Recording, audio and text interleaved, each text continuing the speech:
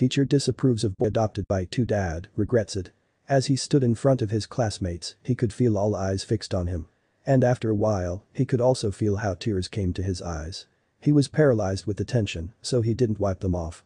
He listened to the teacher's words as she kept talking. But suddenly, three girls from his classroom also stood up and they said something that left everyone bewildered. Tom Lavin always had spent most of his life hoping that he would finally find a stable family that could keep him with them. The kid was about to turn 12 and he had gone through 2 failed adoption processes. Even though he never talked to anyone about it, he was starting to lose hope. He thought he would never find a foster family. But then, he met his new adoptive parents. Simu and Carter. Simu and Carter stepped into Tom's life like a miracle.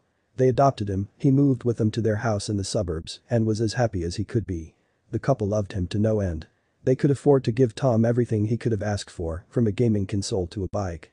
They signed him up to the neighborhood school as well. Finally, Tom could let go of his worries and enjoy a peaceful life in a loving home. But this wouldn't last for long.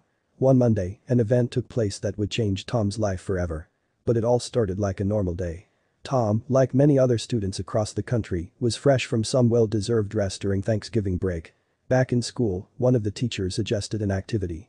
He asked the students to share with the class something they were grateful for. Tom raised his hand, little did he know that speaking up about what it was that he was grateful for in life would have major consequences. Immediately, the teacher set her eyes on Tom. Smiling, she encouraged him to say his piece.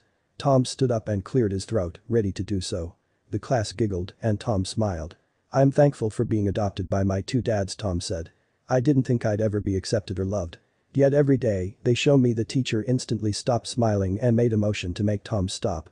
The teacher then asked something. "Did you say dad or dads?" she said. Her voice didn't sound particularly hostile, but Tom could feel the tension in the air. "Dads. They're two, Miss Chelsea," he responded. The teacher didn't say anything, she just chuckled and a grin instantly came to her face. This creeped Tom out, nothing had happened yet, but he could feel that something was wrong. "Yeah, sure, two dads. I wonder what will come next," the teacher said to the class, expecting everyone to burst into laughter. But everyone remained silent. Noticing this, the teacher just fixed her collar and kept talking to Tom. And she said some mean things. The teacher's words hurt Tom like nothing before. He remembered all those days in the orphanage, waiting for someone to have some compassion for him. He hoped that Miss Chelsea would stop her tirade. But it got even worse. Miss Chelsea kept saying bigoted things about Simu and Carter, making assumptions and reducing them to a stereotype. The whole class remained silent. Clearly, they were cringing at the teacher's angry speech. Tom just stood there, forced to listen. His teacher was supposed to be the one to help him and build him up, but she was doing the opposite. He thought about talking back, but after thinking for a bit, he felt he shouldn't go there. Even though Tom was just a kid, he fully grasped what it was that the teacher was saying. Simu and Carter had made his life better in a major way, as a matter of fact, they had built a whole life for him. So he felt like he had to stand up for them. But Tom remembered about his 2 past failed adoptions. What if messed things up by saying something? He didn't want to lose his dads.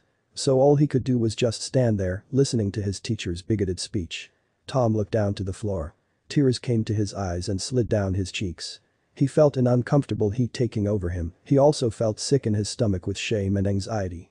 He almost couldn't take it anymore. Miss Chelsea just kept talking and Tom felt more and more uncomfortable. But suddenly, something happened that made Tom raise his head. "Stop." Someone screamed before Tom. Someone else shouted the same thing to his side. "Please, Miss Chelsea, stop." Another voice rented the classroom. But the teacher did not stop. If anything, she took this as a reason to speak louder. A sob pushed its way out of Tom's mouth and he stifled it. Could this get any worse? 2 girls shot to their feet before Tom. Another girl stood up near the wall. They didn't speak, only turned to Tom with glossy eyes. Tom looked at the 3 girls and knew his life was over. The school would expel him and his dads wouldn't move forward with him as their son. It was over. He couldn't have predicted what happened next. The first 2 girls stormed out of the classroom. The third one came and patted Tom's hand before following them. Miss Chelsea raised her brow at this new development, craning her neck out of the door to see what was happening. She shrugged and returned to class.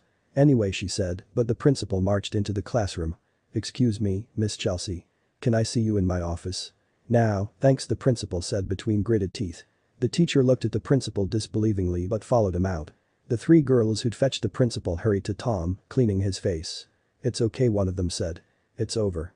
But even though he wanted to believe them, Tom knew he still had to face his dads and try to explain everything. Simu and Carter showed up within seconds of each other. They hugged Tom tight as he tried to explain the situation. "We don't care," Tommy Simu said. "And we're so sorry you went through this," Carter added. As the family embraced, they saw the teacher leave with a carton of desk accessories and books. As she hopped into her car and screeched away, Tom finally understood he was not alone anymore.